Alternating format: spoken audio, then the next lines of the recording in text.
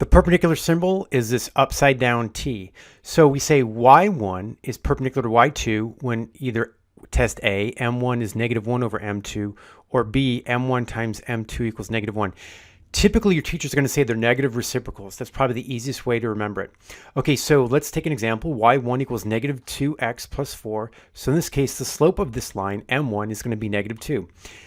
And then y2 equals 1/2 x plus 4. In this case, the slope of the second line is 1/2. So let's do the test.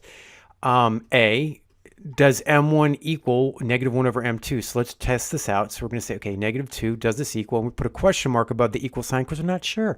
-1 over 1/2. And we're like, okay, does -2, does it equal?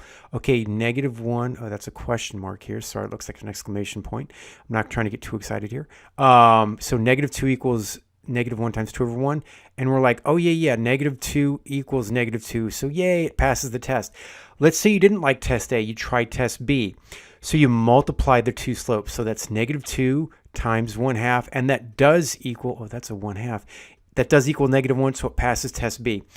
Just a side note, you don't have to do both tests. Most teachers are going to prefer you do test A. Some teachers are going to prefer you do test B. Either way, it's totally fine.